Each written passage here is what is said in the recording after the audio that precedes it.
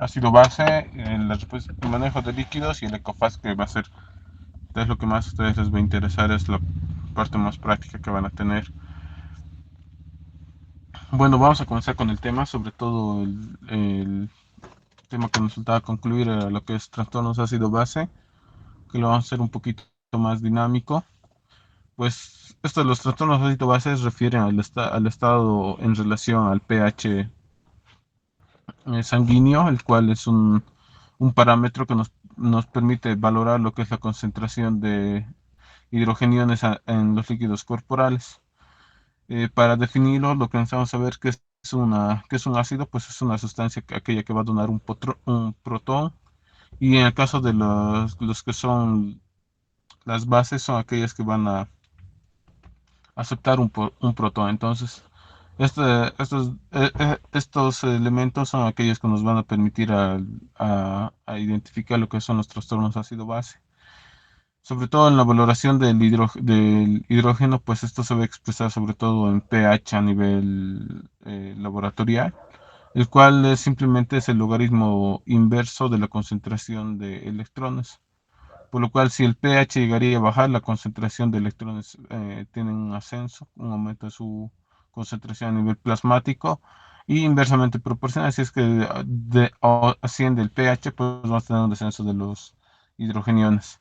Entonces, ¿cómo se regula todo esto? Sobre todo a nivel de lo que es la acidez, es a través de la concentración, sobre todo, y la concentración de hidrogeniones y la formación de distintos elementos, como es el, ah, la anhidrasa carbónica, la cual va a ser conformado siempre por un hidrogenión libre más la unión al bicarbonato, que es uno de los principales elementos metabólicos que tenemos en el cuerpo. Entonces, ¿qué tipos de ácidos tenemos? Pues aquellos fijos o no volátiles, que sobre todo van a ser manejados a nivel renal, y aquellos elementos ácidos que son volátiles, que se pueden manejar a través de la parte respiratoria.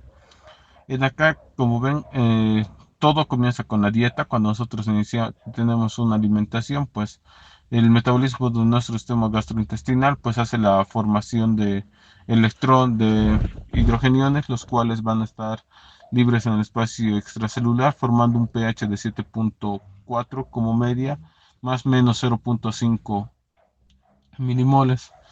Ahora, ¿qué pasa? La formación a través de ácidos de lo que es la concentración de hidrogeniones van a ser aquellos que se van a ser eliminados a través o manejados a través de la parte renal, sobre todo lo que son la formación de cetonas, de cetoacetatos, piruvatos o el mismo lactato. Entonces, todos estos a través del sistema buffer, que es el sistema renal, pues va a hacer la eliminación como la retención de los ácidos no volátiles. Y en el caso de la parte respiratoria, pues se va a encontrar sobre todo los ácidos volátiles, el cual el elemento más importante es el dióxido de carbono, el cual a través de la respiración va a ser regulada su concentración a nivel eh, plasmático. Entonces, los dos sistemas que van a encargarse de todo esto de la concentración de ácidos fijos como volátiles va a ser cargado de estos dos sistemas, respiratorio como renal. Entonces acá viene lo que es el equilibrio ácido-base. Va a estar sobre todo compuesto por tres sistemas orgánicos. El primero, que es el hígado, el cual va a ser el encargado del metabolismo de las sustancias, como ya lo vimos en su anterioridad, y la regulación sobre todo va a ser a nivel renal y pulmonar. Entonces el hígado, que hace es lo único que hace es la metabolización de las proteínas, produciendo iones de hidrógeno, y los que se van a encargar de la eliminación a través de sobre todo los ácidos volátiles, va a ser a través de la respiración con el dióxido de carbono, y a nivel renal va a ser la generación de un nuevo ácido o de un elemento, cual es el bicarbonato, el cual va a poner va a ser el componente metabólico que va a tener una regulación del pH. Entonces, la regulación respiratoria se divide por dos áreas, una parte periférica y una central. La parte periférica pues está encargada sobre todo por los pares craneales, los cuales a través de sus distintas distribuciones, sobre todo a nivel de lo que son los cuerpos carotídeos, la presencia de lo que es en el callado aórtico, los glóbulos carotídeos, o cualquier otro elemento que se encargue de la regulación ácido base o de los electrolitos va a ser encargado de esto a nivel periférico. Y a nivel central, sobre todo, está el puente, el cual es el centro donde la presencia de o concentración de iones como cationes va a ser el control de la respiración a través de esas concentraciones. Sobre todo es a nivel y va a tratar de regular esto a través de las concentraciones de CO2. Entonces, el control de la regulación a través respiratoria se va a dividir en dos, uno que es un central o más específico y un periférico. Entonces, estos dos elementos se van a encargar de regular lo que es el pH, o van a controlar los cambios del pH a través de su eliminación o de su retención del CO2 por medio de la respiración. La regulación renal, que es el otro elemento que se encarga de lo que es la eliminación o liberación de elementos del estado ácido base, sobre todo en lo que es lo que es el bicarbonato, pues a través de sus células que se encuentran con los las células renales, a través de su formación de distintos elementos como es el agua y el dióxido de carbono, van a formar la grasa carbónica, la cual se puede ir sustituyendo en elementos como el bicarbonato más un anión, un hidrógeno, los cuales con la interacción de distintos elementos a nivel plasmático orina van a ir formando un elemento regulador que va a ser sobre todo el bicarbonato. La eliminación de hidrogeniones pues va a ser a través de la unión a distintos elementos como es el mismo bicarbonato, lo que es el fosfato o el amonio. Entonces son estos elementos que van a ir formándose y se van a ser eliminados a través de la orina y así podrían regular lo que es el estado ácido base en un organismo. Ahora, ¿qué trastornos se pueden generar en lo que es en este proceso de los trastornos ácido-base? Pues son la alcalosis y la acidosis. La acidosis, pues como la alcalosis se pueden dividir dependiendo la alteración que se presente, si es respiratorio o renal, van a ser clasificados en metabólica y respiratorio. Estos, estos son sobre todo por el componente eh, del bicarbonato como del dióxido de carbono. Entonces, la presencia de esos trastornos, sobre todo a nivel de la parte metabólica, siempre van a tener su compensación a parte respiratoria, que van a ser de forma aguda. No tanto así en los trastornos metabólicos, que lo vamos a ir describiendo más adelante. Y ahora, hay otro componente que es el trastorno mixto, el cual se va a deber a una interacción con una alcalosis metabólica y una acidosis respiratoria. Entonces, la interacción de esos dos, pues van a ser los trastornos mixtos. Ahora, los valores normales de lo que son las concentraciones de PCO2, de bicarbonato y de lo que es el pH, en el cuadro les muestro lo que son los valores a nivel arterial como venoso, sobre todo lo que es a nivel arterial, el elemento que nosotros más utilizamos. La concentración de pH es de 7.35 a 7.45, que a nivel venoso van a descender un 0.05 miliequivalentes, que puede ser entre 7.3 y 7.40. Ahora, los valores de bicarbonato, que estos los necesitan memorizar cero, son entre 22 a 26 mil equivalentes, tanto arterial y venoso no van a haber alguna alteración.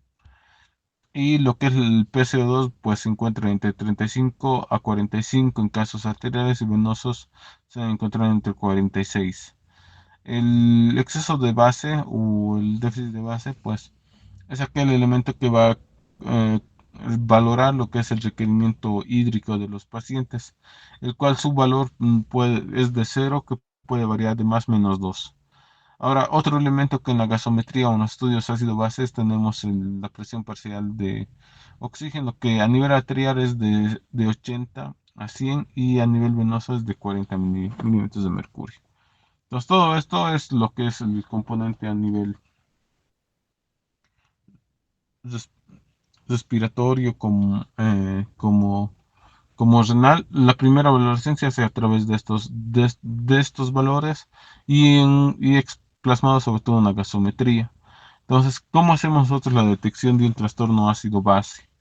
Pues siempre va a ser lo primero la valoración a nivel del pH. El pH pues nos da el componente a nivel plasmático de la concentración de hidrogeniados. Entonces, si nosotros vamos a tener plasmático, nosotros solo con el pH vamos a tener lo que son los trastornos mm, de acidemia como alcalemia, donde se van a encontrar sobre todo en acidemia con una disminución dentro de los valores normales que es menor a 7.36 o 7.35.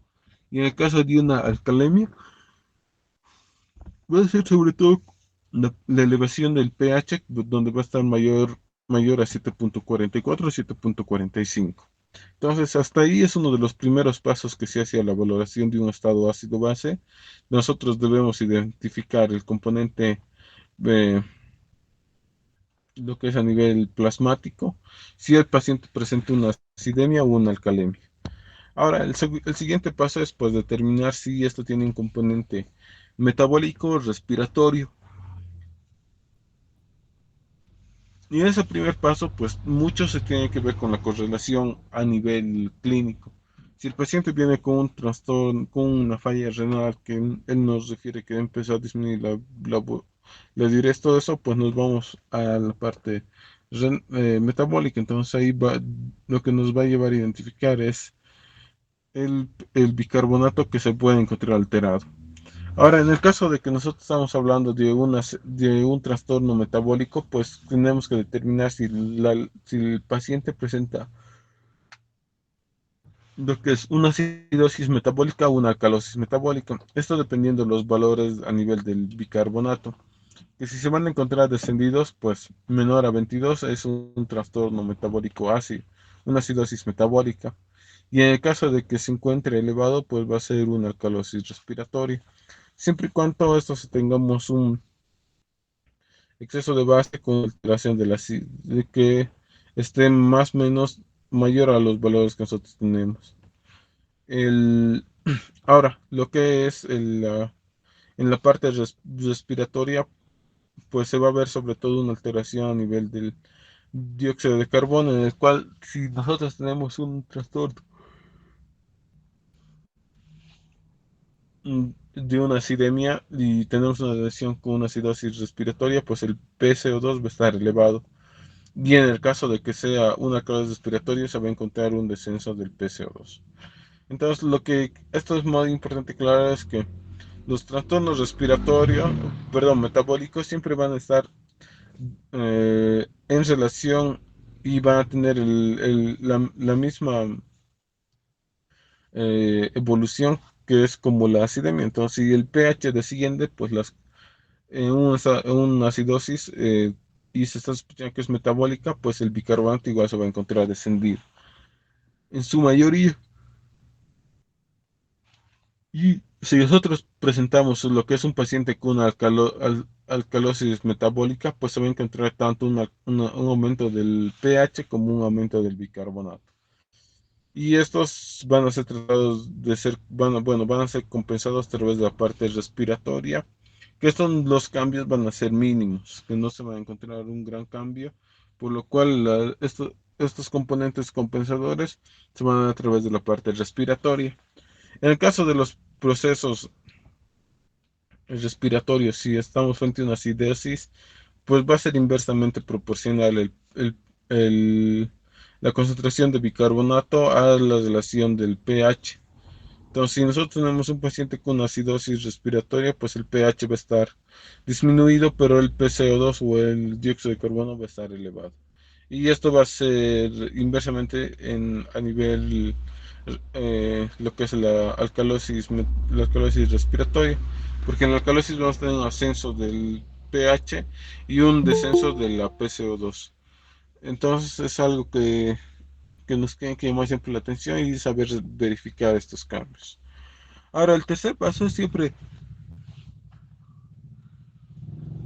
identificar si nosotros estamos frente a un proceso agudo o crónico. Los procesos agudos van a ser aquellos que van a ser menor a las 72 horas y aquí los crónicos van a ser aquellos que van a presentar un trastorno que lleva mayor a las 72 horas, sobre todo a nivel respiratorio.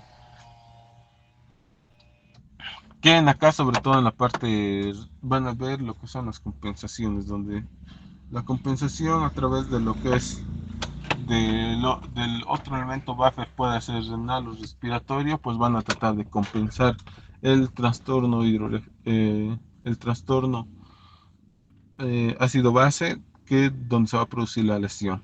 En los casos agudos, pues se va a evidenciar lo que es una alteración, um, sobre todo si es respiratorio, donde se va a tratar de compensar a través metabólicamente, pero no va a ser de forma oportuna, ya que estos van a presentarse muy después de lo que el paciente ya haya transcurrido su fase aguda. Entonces, las compensaciones metabólicas no van a ser muy buenas, van a ser muy retrasadas, sobre todo cuando nosotros tengamos una acidosis respiratoria y el bicarbonato no va a tener una adecuada compensación.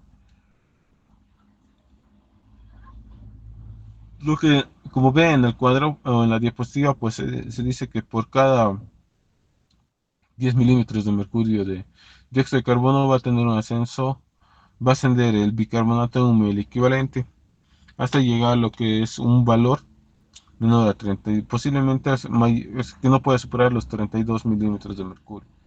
Entonces esos son los valores que nosotros debemos regular. Ahora, en el caso de que nosotros tengamos un cambio de 10 miliequivalentes con un descenso del dióxido de carbono, pues el pH va a disminuir en 0.08. Entonces, esas son las cosas que hay que tomar muy en cuenta para considerar que y poder hacer un diagnóstico adecuado y saber si es que el paciente está o no compensado a nivel metabólico. Ahora, en el caso de los procesos crónicos, pues la compensación, sobre todo a nivel metabólico, pues no va a ser adecuada, va a ser muy buena. Y esto sobre todo se va a ver lo que es el ascenso si hay un ascenso de 10 milímetros de mercurio del dióxido de carbono, pues el bicarbonato va a tener un aumento de 3 a 4 mil equivalentes. Y y también de que si nosotros tenemos un ascenso del dióxido de carbono, el pH pues va a disminuir en 0.03. Esas son las dos circunstancias donde nosotros vamos a presentar sobre todo lo que es los trastornos a nivel respiratorio, si son crónicos o agudos. Ahora, si nosotros estamos frente a un trastorno metabólico, pues lo que primero que buscamos es la compensación. En acá tienen dos fórmulas, sobre todo estas fórmulas son las que ustedes tienen que saberlos dominar, que son sobre todo en los trastornos ácido base, en la acidosis metabólica, donde se va a hacer, lo que nosotros buscamos es el dióxido de carbono esperado. ¿A qué se refiere eso? Que, no- que el, como, un, pa- como ya se les dijo de que que, que la respiración va a tratar de compensar, o el sistema respiratorio va a tratar de compensar los trastornos metabólicos, pues nosotros tenemos que tener un dióxido de carbono adecuado, el cual esté compensando y no esté llevando más a un nuevo trastorno o un trastorno mixto.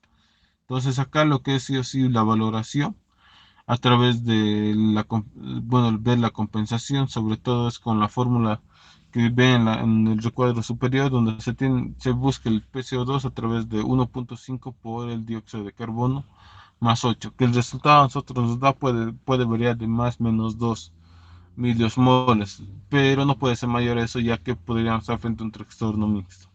Ahora, en el caso de una alcalosis metabólica, pues el PCO2 esperado se hace a través de la fórmula inferior, donde se multiplica 0.9 por el dióxido de carbono, el cual va a ser sumado 9%, 9 puntos. Entonces, esos dos fórmulas son las que ustedes tienen que sí o sí memorizarlas y saberlas utilizar para poder tomar una conducta. Eh, Ahora, lo que es, como les dije, si el paciente con una PCO2 esperado, el PCO2 del paciente es mayor al esperado, estamos frente. una acidosis respiratoria. Y en el caso si el PCO2 del paciente está disminuido al esperado, pues tenemos una alcalosis respiratoria. Entonces, acá, ni bien ustedes tengan una sospecha de un trastorno metabólico, pues sacan a través de estas dos fórmulas. Y si ustedes ven que se tiene un PCO2 del paciente muy variado, muy distinto a lo que los nosotros hemos buscado, y nos da datos de una acidosis respiratoria con una calor respiratoria, pues acá hay que buscar si es un trastorno mixto. Ahora, el otro paso es siempre, sobre todo cuando nosotros ya estamos frente a una acidosis metabólica, metabólica ya identificada, pues el siguiente paso es identificar lo que es el anión gap, el cual el anión gap, que solamente es aquella diferencia entre los cationes y los aniones medidos en el suero, plasma u orina. Entonces, la magnitud de esta diferencia en el suero es frecuentemente utilizada para identificación de casos ácido metabólicas.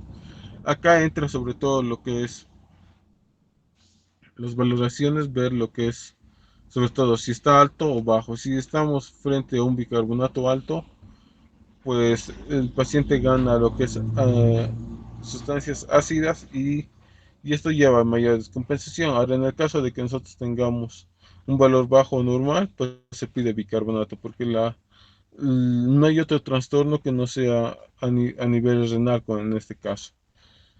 Ahora, ¿cómo hacemos la valoración del anión GAP? Pues el anión GAP tiene su propia fórmula en la cual nosotros hacemos lo que es una diferencia de los aniones con los cationes, donde como el elemento más importante es a nivel, está sobre todo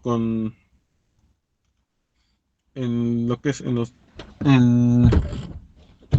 el anión gap se encuentra dentro de valores aumentados, pues nosotros estamos frente a una acidosis con anión gap elevado y va a ser una normocloremia. Ahora, en el caso de que nosotros tengamos una acidosis metabólica con anión gap normal, pues se habla de un estado hiperclorémico. Acá, pues sobre todo se debe lo que es por la acumulación de ácidos a nivel ácido metabólico con elevación del anión gap. Y en el caso de que nosotros tengamos una acidosis metabólica hiperclorémica, pues se puede hacer por pérdidas del dióxido de carbono. Entonces, esto sí o sí, ustedes lo tienen que saber recordar y saber tomar esta fórmula del anión GAP, ver si estamos frente a un paciente con una acidosis metabólica y si sobre todo tiene una elevación o un descenso del anión GAP. El anión GAP, su valor es de 10 más o menos 2 equivalentes y el cual va a salir siempre medido a nivel de gasométrico, pero para nosotros poder tomar una conducta y saber si realmente ese bicarbonato, ese anión GAP es el adecuado, pues nosotros vemos a través de la fórmula del anión GAP, donde es el sodio positivo menos la suma del dióxido de carbono con el cloro. Con estos elementos, pues nosotros hacemos el diagnóstico si el paciente está frente a una acidosis metabólica con un anión GAP elevado o disminuido. Ahora, lo que sí, si nosotros tenemos un trastorno, un anión GAP elevado, pues determinamos lo que es el dióxido de carbono corregido, el cual va a ser sobre todo el dióxido de carbono más la diferencia o la resta entre el anión gap menos 11, perdón, el cual nos tiene que dar el dióxido de carbono esperado. Ahora, en el caso si el dióxido de carbono sale menor a lo esperado, pues se habla de una acidosis metabólica con anión gap normal.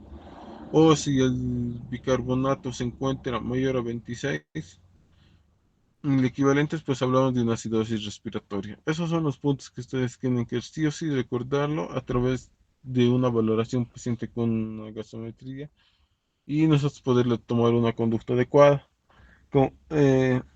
En muchas oportunidades, pues no se hace muy bien el manejo y pues la evolución del paciente y el pronóstico va a variar. Entonces, tenemos que saber muy bien saber reconocer estas fórmulas y estos manejos. Ahora, ¿qué hacemos frente a una acidosis respiratoria? Pues nosotros tenemos un paciente que entra con dificultad respiratoria, Se evidencia un ascenso del pH plasmático, un ascenso del bicarbonato, pero una elevación del PCO2. Acá sobre todo se debe a lo que es la distribución de la ventilación alveolar, sobre todo cuando nosotros tenemos hipoventilaciones. En el caso sobre todo de EPOC, la hipoventilación ha sido por fármacos, pacientes con pseudoanalgesia, con bronconeumonía, todo esto pues van a ser causantes de una acidosis respiratoria. Ahora, ¿cómo se produce, cómo se generan los mecanismos compensatorios? Pues los riñones aumentan la excreción de hidrogeniones y recuperan el dióxido de carbono.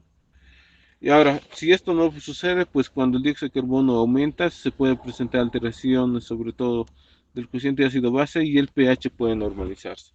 Entonces, las compensaciones sobre todo van a tratar de llevar a un pH dentro de los valores normales, así controlando la acidemia como la alcalemia que presenten los pacientes. A través de los mecanismos buffer, que si nosotros tenemos un trastorno respiratorio, el otro trastorno, el otro elemento que va a tratar de compensar es a nivel metabólico, que es con la función renal. Ahora, en las alcalosis respiratorias, pues se evidencia lo que es un aumento del pH plasmático, con un descenso, sobre todo, que va a marcar el dióxido de carbono y la diferencia entre el bicarbonato. Entonces, esos son el manejo que el cual se debe hacer frente a una alcalosis respiratoria. Las causas, pues, se pueden presentar por una hipoxemia, por un aumento de la temperatura ambiental, la fiebre, una histeria, un paciente psicótico o psiquiátrico. Entonces, esos pacientes sí pueden producir lo que es una alcalosis respiratoria. Por lo que ellos refieren no tener una buena ventilación. Ahora, lo que más nos importa esto y es lo que más vamos a ver siempre son los trastornos ácido-base metabólicos, sobre todo lo que es la acidosis metabólica. Pues la acidosis metabólica se va a caracterizar sobre todo por un descenso del pH plasmático que se va a llevar sobre todo con relación al bicarbonato, el cual igual se va a encontrar descendido en un gran valor. Y el dióxido de carbono pues puede estar o no aumentado o disminuida. Y acá se habla sobre todo de los trastornos que se podrían presentar como un trastorno mixto.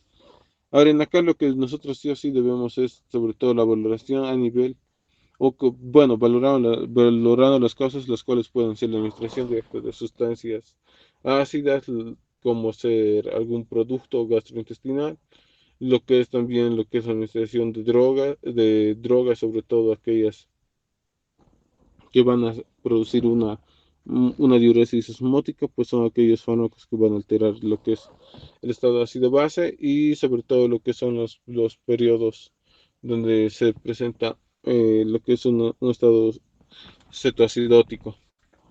Entonces, estos cambios pues van a hacer lo que es una alteración a nivel respiratorio. Como es un mecanismo de compensación, pues se va a generar una hiperventilación el cual va a expirar más el dióxido de carbono y va a descender. Y en este caso igual los riñones pues tienen lo que es el bicarbonato y estos van a tratar de compensar la parte lesionada. Ahora, ¿qué pasa con una alcalosis metabólica? Pues la alcalosis metabólica, no, ese es el ascenso del pH junto con el dióxido de carbono, perdón, del bicarbonato y un ascenso del dióxido de carbono, pero leve y no significativo.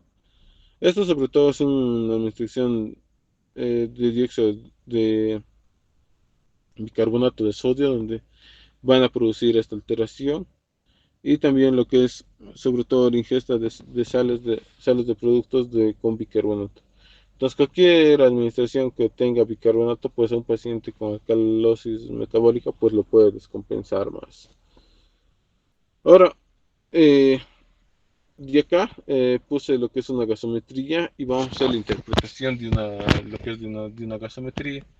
Esta es de una paciente femenina que ingresó al servicio de emergencia. Pues el contexto es una paciente NN encontrada en la calle, donde no se ha identificado lo que es la edad de la paciente ni su nombre.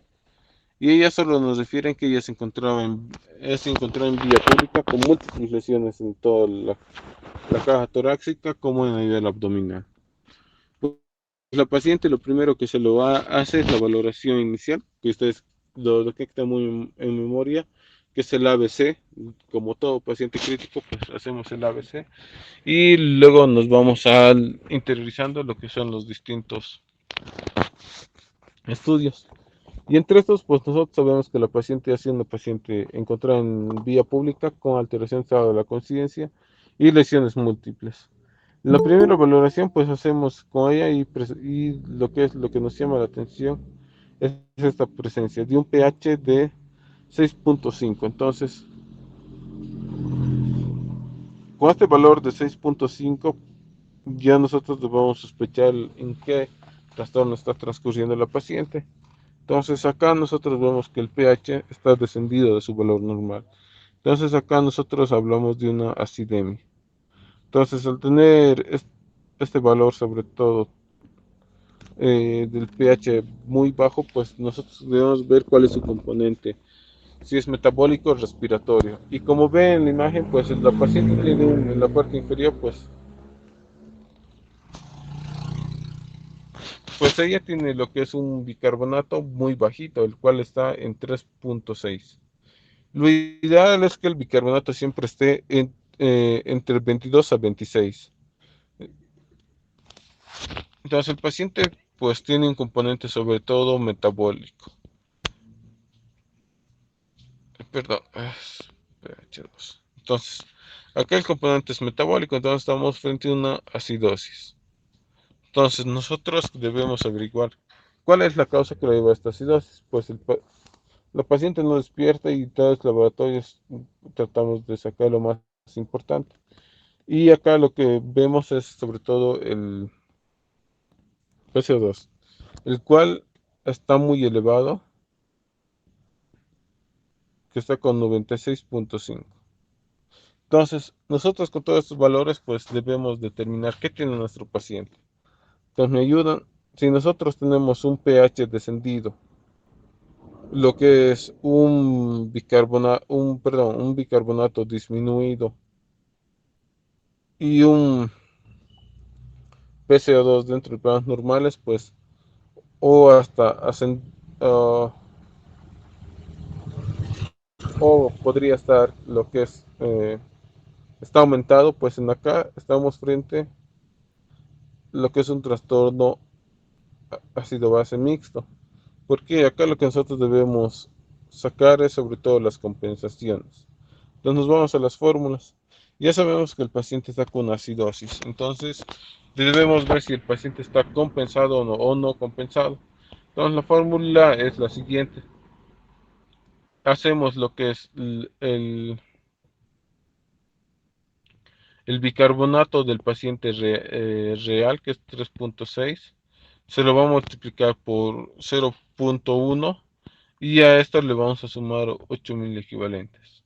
Entonces, al hacer este cálculo, pues nosotros vamos a obtener el PCO2 deseado, el cual podría estar disminuido o aumentado. Me espero un momentito.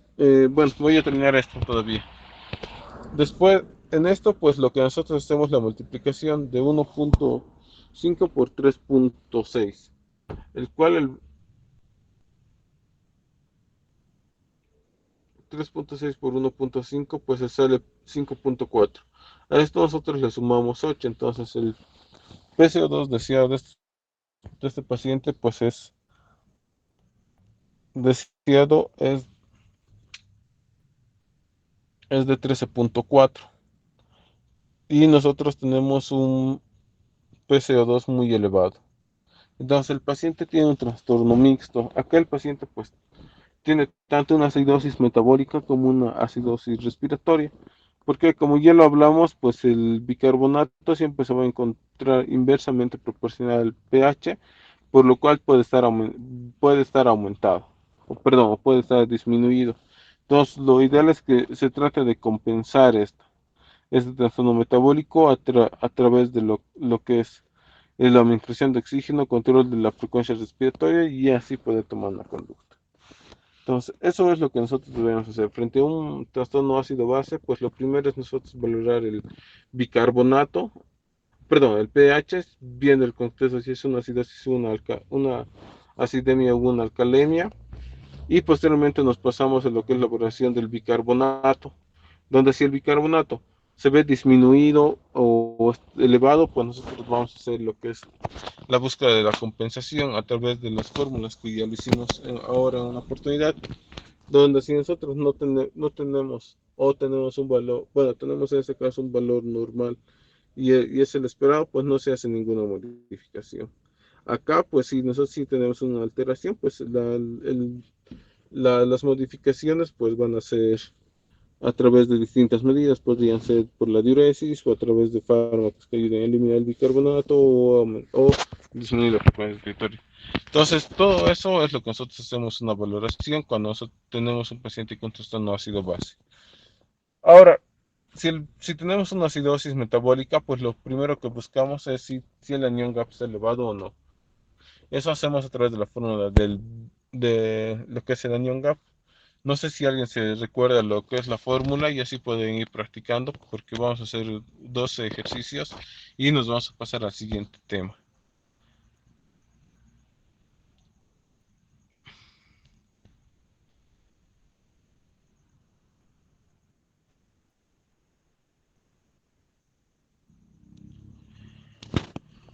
Bueno, este paciente pues está con un anión GAP elevado, el cual indica que es un proceso, lo que es una acidosis metabólica con anión GAP. Entonces acá nosotros vamos a tomar una conducta y vamos a buscar cuáles son las causas.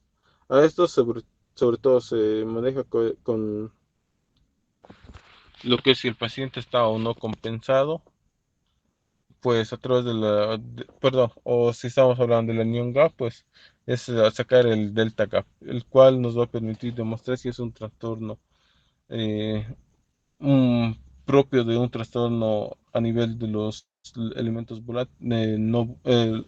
volátiles y que estos pueden ser el piruvato, la acetona y el acetato.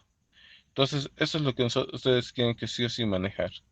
Lo primero que ustedes siempre que vean una gasometría, el primer paso siempre va a ser, como ya lo dijimos, el pH, ver si está elevado o disminuido.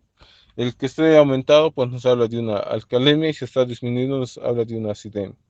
Y nos pasamos al siguiente paso, lo que es la valoración del bicarbonato, el cual debemos ver si está aumentado o disminuido dentro de los valores que es de 22 a 26. Y con esto, si es que tiene una alteración, pues buscar lo que es la compensación a través del dióxido de carbono, el cual debería tener el mismo curso, un descenso, pero más lento de sus valores que el bicarbonato, pero que en muchas oportunidades no llegan a compensar. Entonces, a estos, ya al sacar lo que es la fórmula de compensación, si está o no está, pues para tomar una conducta. Y a esto pues prosigue si es un trastorno ácido base, lo que es la búsqueda de un delta GAP, para ver si realmente o no es un trastorno de origen no clorémico. Ahora tiene la siguiente diapositiva, no sé si alguien puede resolverlo, ir haciendo los pasos que dijimos, que son más o menos 5 pasos, y así vamos todos guiándonos para poder hacer un adecuado diagnóstico de un trastorno ácido base.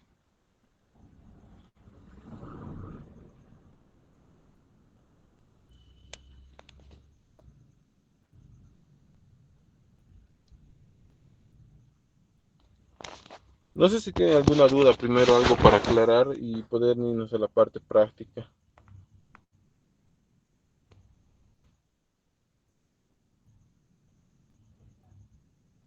Alguien que tenga dudas, algo así para poder aclarar y poder hacer los pequeños ejercicios que vamos a ir viendo para saber si es que un paciente está o no compensado.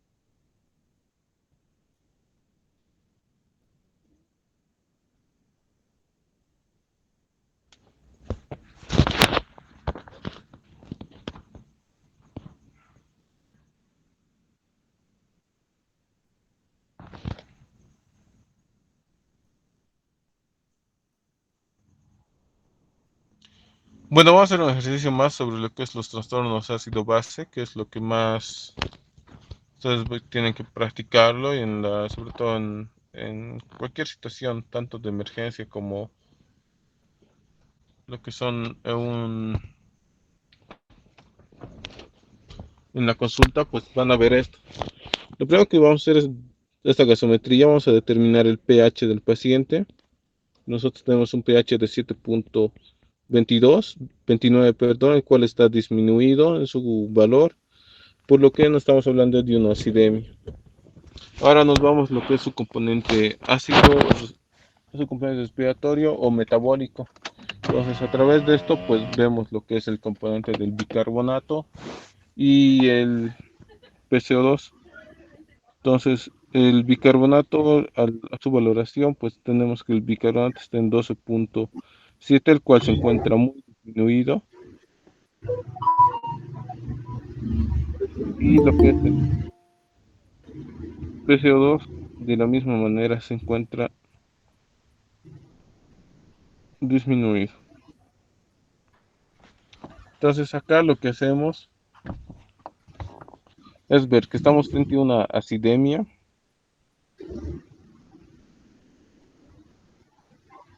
a través de un componente. Sobre todo acá lo que más predomina es la parte metabólica, por su alteración, que es un valor bastante. Y acá todavía debemos ver lo que me olvidaba, el exceso de base o el estado ácido base. Si el ácido base es muy alejado del cero, pues estamos frente sobre todo a una acidosis.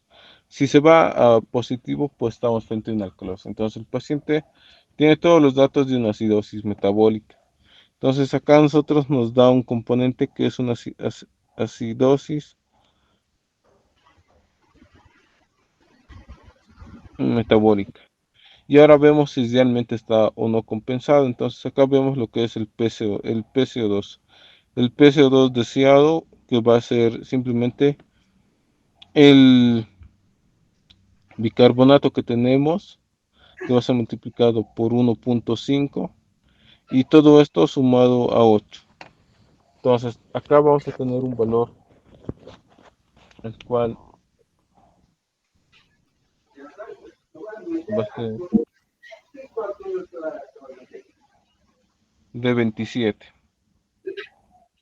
Entonces el PCO2 deseado es de 27,05. Pero nosotros tenemos, como acá ustedes ven, uno de 17. Entonces es un trastorno el cual no está compensado. Entonces la compensación no presenta el paciente. Entonces acá, pues ya al saber de la compensación, pues vemos lo que es el anion gap. Lo que nosotros al valorar el anion gap es sobre todo a través de la fórmula del anion gap, donde es el sodio menos la sumatoria del cloro más el bicarbonato. Entonces acá lo que se hace es el anion gap va a ser igual al sodio que el paciente tiene acá de 135, que va a estar restado por la sumatoria de 12,7 más el cloro que acá tenemos en la gasometría de 94. Entonces ese resultado pues nos va a dar el anion gap que nosotros eh, requerimos saber para poder saber si el paciente tiene o no una acidosis.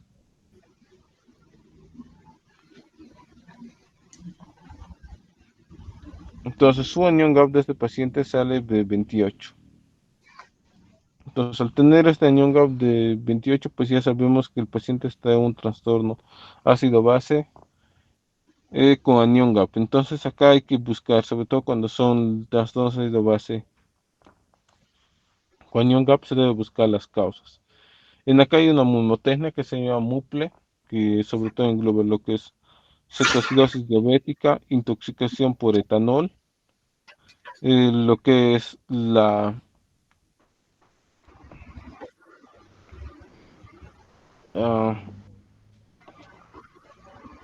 la las, perdón, ahorita se me ha ido el nombre, lo que es la intoxicación por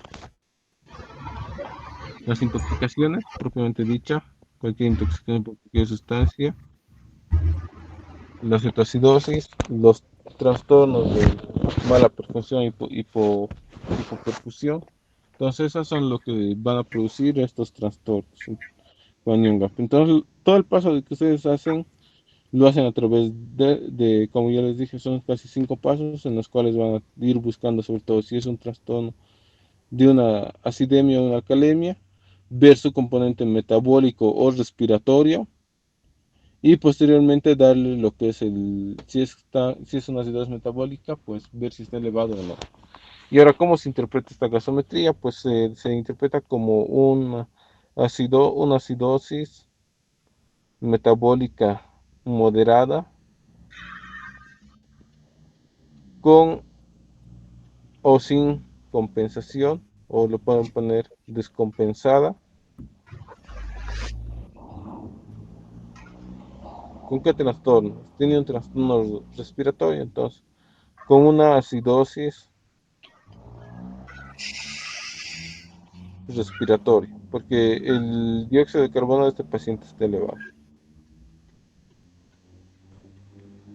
No sé si tienen dudas algo sobre el manejo de eso del trastorno ácido base, que sobre todo es más práctico, es realizar estas fórmulas e ir identificando poco a poco.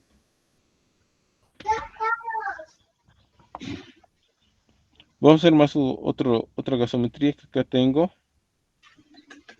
Ahora les voy a mostrar.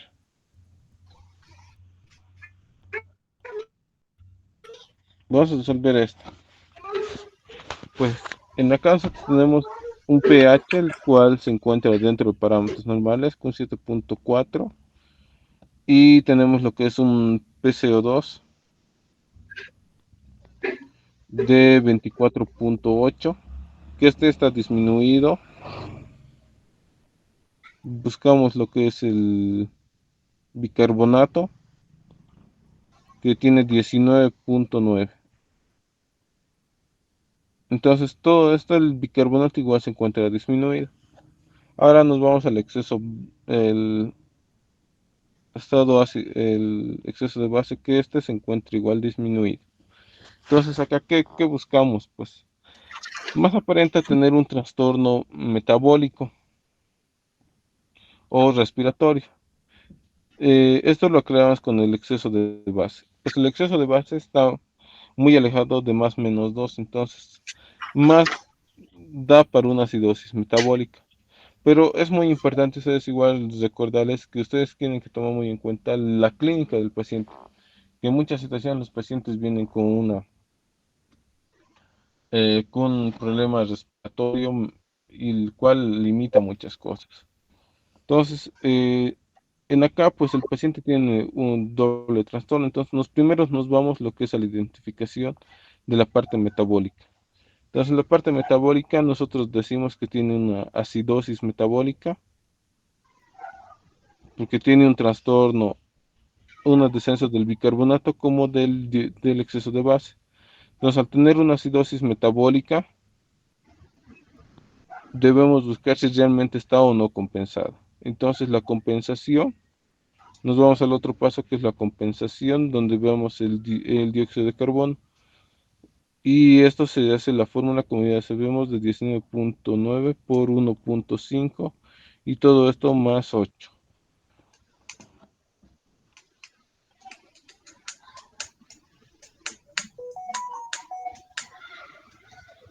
que nos sale de 37.85. Entonces el PCO2 deseado no es al que nosotros tenemos. Entonces esto nos dice que nosotros tenemos una alcalosis respiratoria. Ahora, si nosotros tenemos este PCO2 tan alterado y está haciendo alcohol respiratoria, pues es un trastorno mixto. En la caso debemos ver que el paciente está con trastorno mixto. Pero antes de llegar a eso, pues debemos buscar el anion gap. El anion gap, si el anion gap es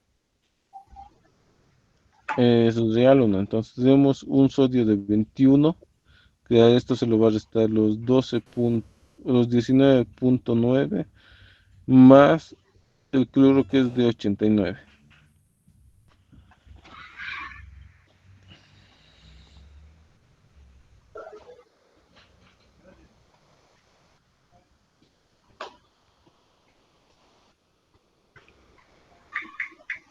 Entonces acá nuestro anion gap nos sale que tiene un anion gap de 12. Entonces al nosotros tener un anion gap de 12, pues no estamos frente a una acidez metabólica, la cual eh, nos indica que es un trastorno con un anion gap elevado.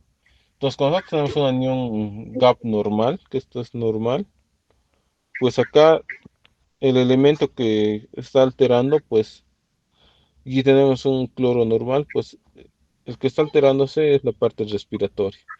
Entonces, acá lo que debemos interpretarlo, la gasometría, es de que nosotros tenemos una alcalosis respiratoria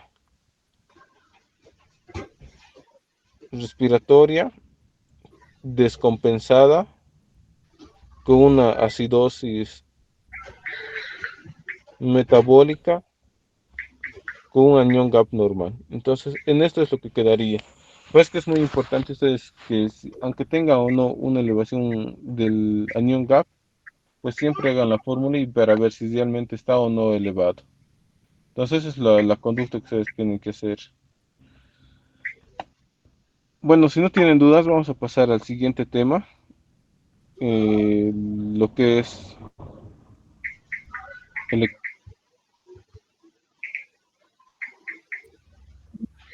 vamos a hacer lo que es Ecopast y el manejo de líquidos y electrolitos. En unos 5 minutos nos vemos y así voy proyectando las diapositivas, por favor.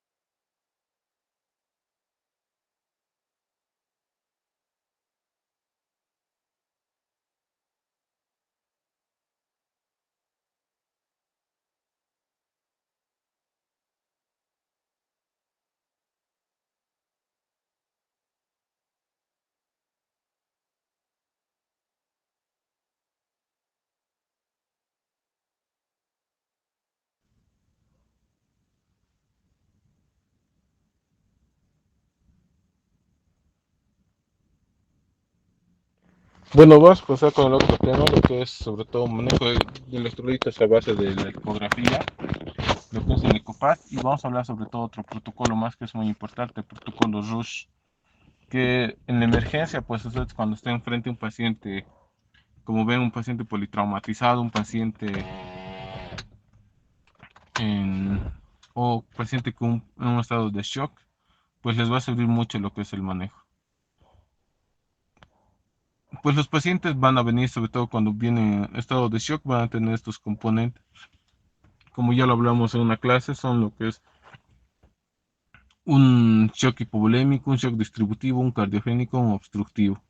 Que estos, pues las causas o las etiologías pueden ser un aneurisma de aorta, lo que es una hemorragia digestiva, un embarazo ectópico, cualquier condición que lleve un shock y siendo a su tipo de distribución. Entonces, lo que nosotros hacemos es sobre todo en la ecografía que nos permite valorar cómo está el corazón, si realmente es un origen cardiológico, un origen pulmonar o un proceso hipovolémico, sobre todo a nivel vascular. Entonces, la ecografía nos sirve para hacer estos estudios.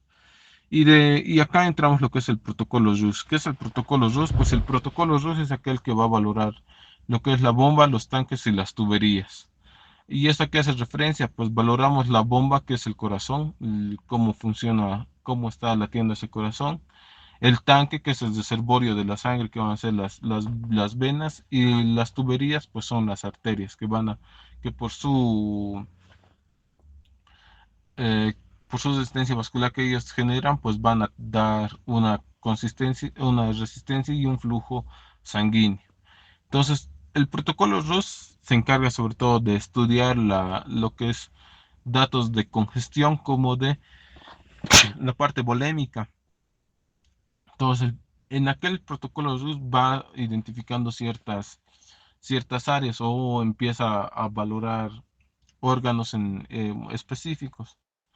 Como ustedes ven en imagen, pues la primera valoración es la valoración cardíaca, en la que se hace lo que es un rastreo a través de los focos que nosotros lo llamamos focos cardíacos, que son simplemente acá tres focos, donde el primer foco, el foco A, es una visión que se hace lo que es en la línea paresternal del lado izquierdo entre el tercer y cuarto espacio intercostal. Acá siempre lo que se trata es de ver el corazón en diferentes cortes para ver y valorar lo que son las cavidades, no así como un ecocardiograma, el cual se hace en un paciente con un estudio ya, como podríamos decirlo, el cual sea programado y no de emergencia. Que este solo nosotros nos vamos a ver o nos vamos a dirigir sobre todo a lo que es la verificación de la dinámica cardíaca, como es la contractibilidad y si es que hay datos de líquido a nivel pericárdico. Entonces, el otro foco es el subsifoideo, el cual nos permite ver en su totalidad de las cámaras del corazón.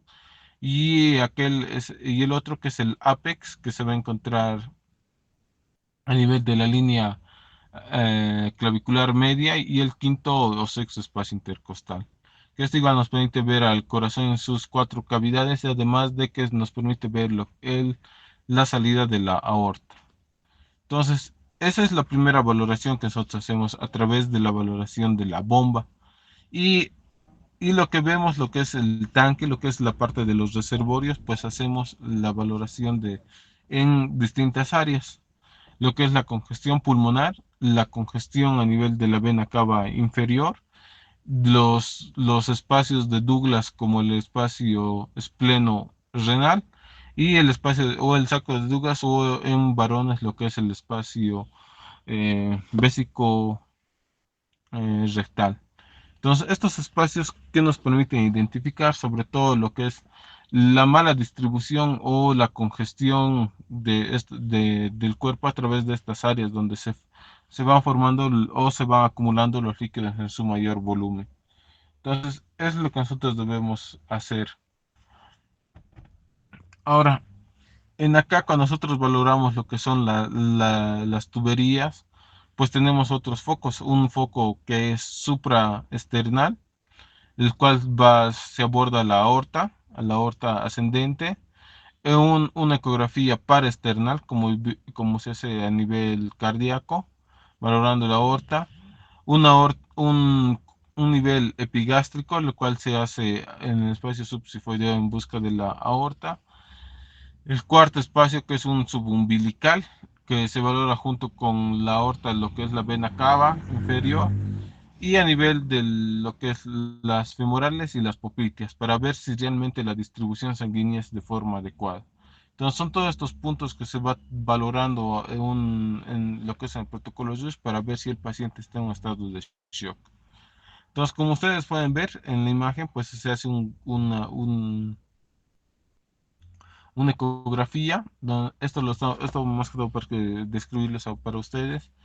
Se habla de ecogenicidad en la ecografía. La ecogenicidad pues nos da el grado de qué órgano puede conducir mayor la luz a través de los sonidos. Entonces, mientras una estructura genere más intensidad, va a ser más clara, se va a ver a nivel de la ecografía. Entonces, como ustedes pueden ver acá en una ecografía, la cual se está haciendo a nivel lo que es de la femoral, lo que es el, bueno, como les digo, es a nivel de la arteria femoral, pues nosotros estamos a través de un transductor lineal, el cual nos puede permitir ver estas estructuras. Como ustedes pueden ver, los músculos se encuentran recubiertas por una membrana, la cual estas membranas pues le dan su consistencia, ¿no? Como ustedes ya saben, y el músculo pues siempre se va a encontrar casi como un área ecogénica, donde se va a poder visualizar no tanto como una intensidad cuando se tiene líquidos, los cuales son anecogénicos, como se ve en los vasos, porque estos tienen un flujo y el cual no tiene una mayor densidad que él puede hacer un reflejo a través de la ecografía. Entonces, a nosotros cuando hacemos una valoración, pues, sobre todo en un protocolo, vemos lo que es la distensión y colapsabilidad de las venas y de las arterias.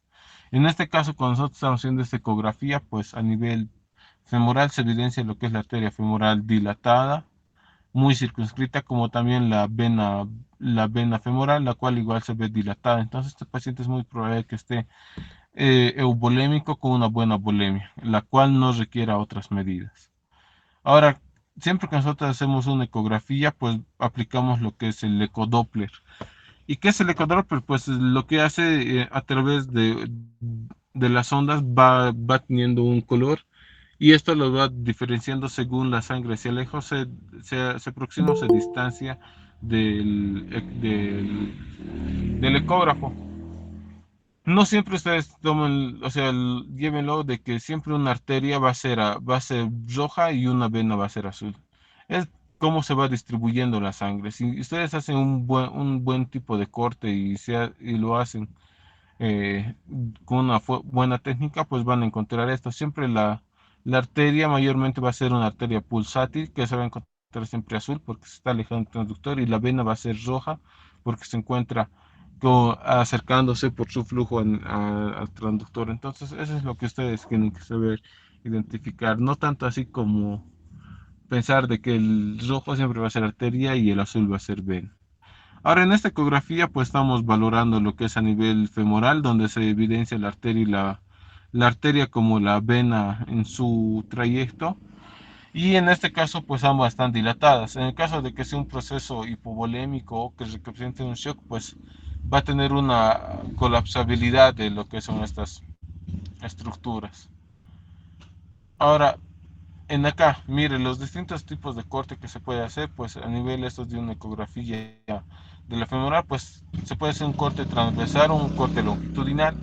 Esto es un corte longitudinal donde se evidencia la trayectoria de la vena o de la arteria en todo el recorrido del transductor y se puede ver lo que es la distensibilidad, ya que esto nos permite valorar si el paciente no está hidratado o está en un estado de shock. En esta ecografía, pues acá se ve lo que es la luz en la parte inferior de la vena y en la parte superior se ve la arteria.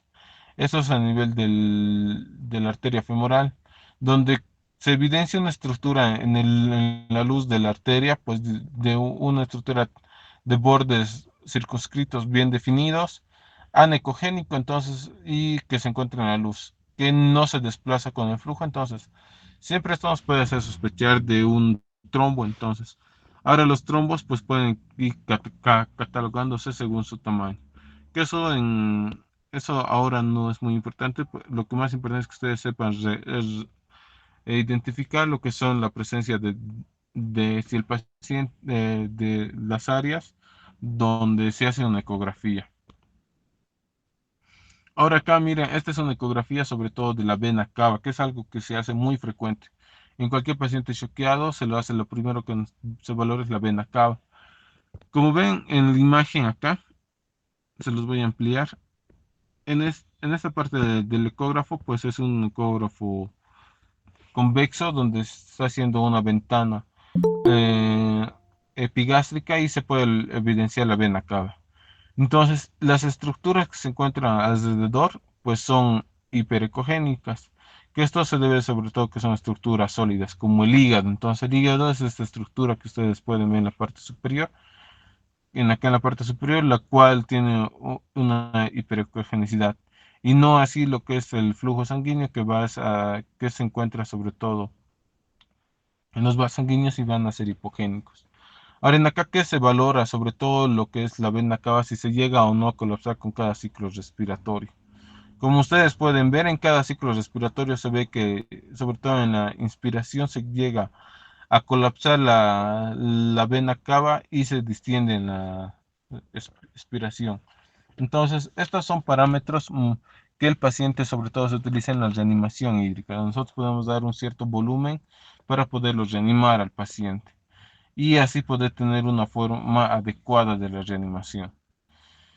Como ven en la otra imagen, igual esta es una ecografía en la cual se está haciendo con una ventana lateral, ya que el paciente no se podía visualizar de la forma adecuada lo que es la, a través de la ventana epigástrica, porque el paciente contaba con mucho meteorismo, pero se puede valorar. Y en este caso igual se evidencia lo que es la presencia de colapsidad y distensión de la vena cava, lo cual indica que el paciente puede administrarse líquidos. Ahora en la parte superior acá tienen unos valores donde te indican por cada, estas son las mediciones, donde estas mediciones nos dan el tamaño de cuánto se puede distender la vena en cada ciclo. El valor límite donde ustedes tienen que acordarse que ya saben que el paciente está cargado de volumen es de 2 centímetros. En acá, como ven en la parte superior, dice 1.5. Si el paciente puede responder con una colapsabilidad de 0.8, que esto es más o menos mayor al 40%, entonces es un paciente que puede responder a volumen. Entonces, esto es lo que ustedes tienen que saberlo, valorar e identificar. Entonces, nosotros cuando hacemos un ecofaz o una ecografía, pues vamos a valorar lo que es los vasos sanguíneos, como son los reservorios, las venas, y lo más importante es la vena cava, ver si está o no está congestionada o colapsada. Si esta está congestionada, pues hay que ver si está pasando el límite de 2. Si está pasando el límite de 2 centímetros, pues es un paciente que no lo puedo hidratar, no le puedo pasar ciertos volúmenes y puedo limitarme a darle solo el requerimiento basal que él tiene.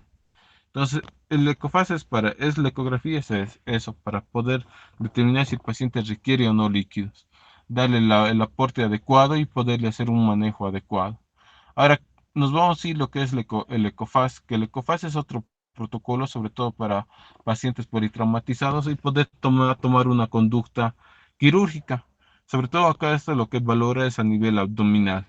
Como ya lo vimos, pues los traumas abdominales tienen un alto riesgo de sangrado y la mortalidad aumenta en 1% cada 3 minutos. Como ya sabemos, debemos tener un equipo formado bien, con todas las medidas para hacer la ecografía. ¿Y, y qué hace el ECOFAS? Pues siempre valora lo que son sangrados en cavidades, como el hemoperitoneo, el hemopericardio, el hemotórax o un neumotórax. Entonces, las proyecciones y sobre todo el estudio se hace a través de 4 proyecciones que se hacen en sentido contrario a las enseñas del reloj, donde se valora lo que es la parte del epigastrio, el espacio hepato-renal lo que es el espacio de Douglas en mujeres y el espacio básico rectal en varones, y lo que es el otro, el espacio espleno-renal. Entonces, con estas proyecciones y además, esas predicciones para qué nos sirven, la formación y la distribución del líquido. A través de nosotros, del que tenemos el aumento mayor y la que es el mesenterio, pues la distribución del líquido que se tenga en cavidad abdominal, por su disponibilidad, pues lleva a que la acumulación sea siempre en el espacio de Morrison, en lo que es en el espacio hepatorenal o a nivel del espacio de Douglas. Entonces, la técnica, pues, es a través de un transductor lineal, o perdón, convexo, cual nos da esas imágenes. Sobre todo, esta es una imagen del espacio epigástrico, donde se va a evidenciar sobre todo lo que es el corazón. Lo primero que nosotros evidenciamos es el corazón. Como ya en el protocolo 2 igual lo hablamos, pues en acá se trata de valorar el corazón en sus cuatro cámaras y ver su contorno, qué presencias tiene. Acá pues tiene un corazón, el cual está un corte, cuatro cámaras que se le llama, donde en la parte superior se encuentra lo que es el ventrículo derecho, que tiene una forma triangular, y el ventrículo izquierdo, el cual se va a encontrar más distendido con un aumento del grosor de sus paredes. Entonces, esto es sobre todo para identificar la orientación del ecógrafo. Y, y cuando nosotros contamos con un líquido, pues el líquido se puede encontrar laminar, tan llamativo como no. En esta ecografía, pues nosotros tenemos una visualización, como les dije, un ventrículo derecho en su forma triangular y un ventrículo izquierdo más redondo. En esta parte, pues se encuentra el borde donde se separa lo que es el hígado del corazón. Y acá en la parte posterior se ven lo que son las aurículas. En esta ecografía, pues se evidencia lo que es un derrame pericárdico, el cual como ustedes pueden ver, es un área hipogénica, como sabemos, que cuando se tiene líquido, pues es hipogénica. Y acá lo que más llama la atención es el colapso del ventrículo derecho, el cual se encuentra colapsado. ¿Por qué? Porque hay una resistencia del líquido, el cual no permite la expansión del ventrículo. Entonces, esta condición hace de que se tenga un compromiso hemodinámico y el paciente puede llegar a un paro. Entonces, para eso es lo que nos sirve lo que es el ECOFAST, para poder encontrar estas anormalidades y poderle dar lo que es la conducta adecuada. Ahora, vamos a pasar a otra diapositiva donde igual, acá estamos viendo a nivel del corazón, pero lo que nos llama la atención es esta área tan hiperecogénica, la cual está comprometiendo el ventrículo derecho, o podría ser dentro del ventrículo derecho. Entonces, para esto ya se podría solicitar la valoración por un cardiólogo para ver si es un trombo.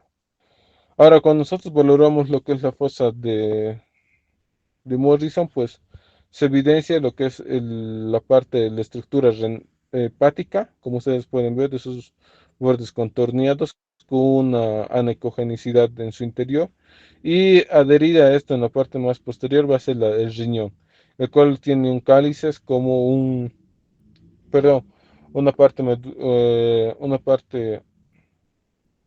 medular como una parte cortical. ¿Y qué se hace en el ecofaz? Lo que nosotros buscamos la presencia de líquido que separa estas dos estructuras, renal como hepática, siendo siempre donde ahora estoy marcando con el puntero, el área donde se forma sobre todo o la acumulación de líquidos. Entonces ese es otro proceso. Ahora acá, como ustedes pueden ver, es una imagen mejor tomada donde se evidencia el riñón y el hígado en la parte superior. Y en esta parte que se encuentra tan hiperecogénica podría ser un sangrado activo. Entonces ahí ustedes pueden tomar una conducta. Ahora acá se tiene un derrame, el cual no es tan intenso, pero sí separa, como les dije, el riñón del hígado. Y esto pues lo que implica es la indicación quirúrgica. En esta ecografía igual se evidencia una presencia de líquido libre, el cual separa el parénquima renal del parénquima hepático. En acá se evidencia un sangrado mayor todavía, haciendo un desplazamiento tan enorme donde perdón, el riñón se hace un secuestro y el hígado queda flotando. Entonces, esas son sí o sí los estudios que ustedes tienen que hacer y saberlo reconocer.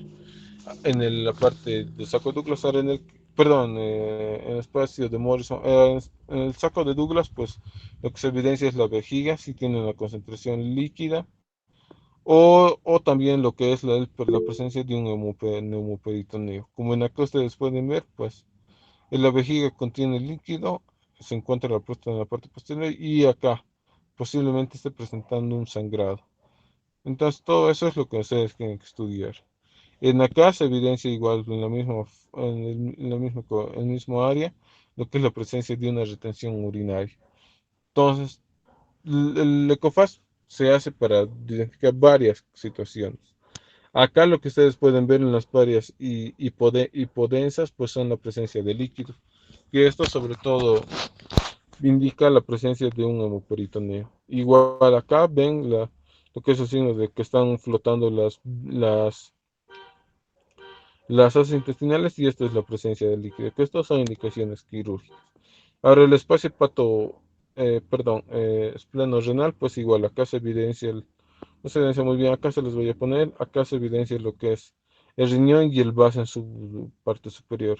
Como en acá ves, se encuentran las membranas que separan a distintos órganos. Ahora, esto sobre todo nos lleva a lo que es la formación de un score, el score de One, que este score pues, nos permite lo que es valorar la presencia de líquido y sobre todo por la toma de la indicación quirúrgica. Como ustedes pueden ver, pues en el espacio de se tiene un representante líquido significativo, pues son 2 puntos. Si es un escaso, pues es, es mínimo, es uno. Y así como ustedes pueden ver, que cada área, cada valoración que nosotros hacemos, pues tiene un cierto puntaje. Ahora, si el líquido libre es mayor a 2 milímetros, pues la laparotomía es una indicación. Si nosotros tenemos mayor a 3 puntos, pues la laparotomía está indicada. Porque es para ver las lesiones a nivel, o bueno, es para resolver el cuadro agudo del paciente. Ahora, otra parte del ECOFAS, pues es esto, la valoración pulmonar. La valoración pulmonar, pues sobre todo para ver si nosotros tentamos un neumotórax, un hidrotórax. En acá lo que sobre todo ustedes tienen que saber reconocer es la presencia de las líneas A, que estas líneas A son simplemente el reflejo de la pleura parietal. Esta es la pleura parietal y en esto tenemos el reflejo de las líneas B, de las líneas A, las cuales se van a proyectar de forma horizontal en el ecógrafo. Pero ¿qué pasa si nosotros tenemos un neumotórax? Pues el diafragma se va a ver tan separado de la caja de lo que es el tórax y presentando este signo, el signo de lo que es el signo de barras, el código de barras, el cual indica un neumotórax, un hidrotórax. Ahora, si nosotros tenemos lo que es como en acá ven un neumotórax, pues el espacio y el movimiento del diafragma o de la respiración pulmonar no se ve. Siempre se hace modo M. Ven acá lo que es la presencia de un borramiento y se evidencia lo que es el código de barra. Entonces, todo eso es lo que es la presencia de un neumotórax. Ahora, la probabilidad siempre de evolución de esto, pues mientras nosotros hagamos más lento el rastreo de un Disculpe, neumotórax, pues doctor, no se escucha el audio.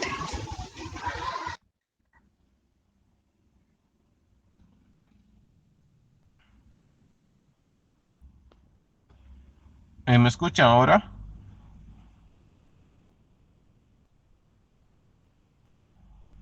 Sí, se escucha. Ya. Bueno, a ver, les voy a volver a repetir lo que es la parte pulmonar, pero es lo que igual es un poquito complejo. Cuando ustedes ven lo que es un paciente con un tórax normal, pues el signo lo llamamos es el signo de la playa de arena o el signo de la orilla del mar.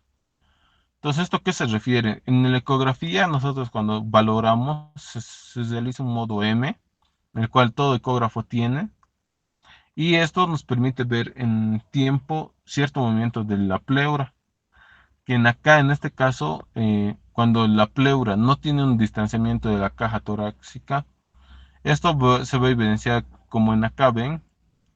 Este movimiento es a través de los músculos, por su característica anecogénica, pues van a presentar una, no, una forma anecogénica, la cual sería parte como el agua, y desde la parte de la línea clara, pues ya sería lo que son la arena. Como ven, es una imagen agranulada. Entonces, eso es el signo de la playa arena. Cuando ustedes tengan este signo, pues están frente a un paciente que no tiene un neumotórax. Ahora, en el caso que nosotros tengamos un neumotórax, lo primero que ustedes les tienen que llamar la atención es la presencia de o la separación de la pleura parietal de la visceral. Como ustedes pueden ver, esta línea blanca superior es la pleura parietal y la visceral es aquella que se cuenta separada y sobre todo sus reflejos de las líneas A. Entonces, esto, sobre todo cuando nosotros aplicamos un modo M, lo que es esto, se va a formar estas líneas de código de barra. Como si pueden ver, son más rectas que como se ve en la ecografía. Ambas pleuras se van a ver muy separadas, como en acá ven las costillas, perdón, las costillas acá, costilla a costilla, y acá la pleura parietal y en esta parte la pleura visceral, tan separadas, lo cual nos da el código de barras. Como en acá este es el código de barras, el cual lo llama, y esto se debe porque no hay un buen movimiento de lo que es la pleura parietal. Bueno, como ya les dije, todo esto pues lleva tiempo, tiene que ser un procedimiento rápido. Esto se adquiere sobre todo con práctica, el que estar ahí con el ecógrafo todo el tiempo. Siempre ustedes, si es que ustedes disponen de un ecógrafo, siempre traten de hacer un rastreo a un paciente. Acuérdense de los puntos donde ustedes valoran a los pacientes, sobre todo lo que es estos puntos, el protocolo RUSH como el protocolo, el ECOFAST, que son estos puntos. Que ustedes ya tienen que tener la idea que están buscando, si es sobre todo a nivel hepato-renal, si es en esta posición, lo que es en el lado derecho. En el lado izquierdo es sobre todo el espleno renal. Y lo que es a nivel infra o subsifoideo es para ver cavidad cardíaca como la ven acá. Los puntos pulmonares que es en la línea axilar media y también que es entre el tercer y cuarto espacio intercostal, pues se evidencia lo que es la presencia de neumotórax.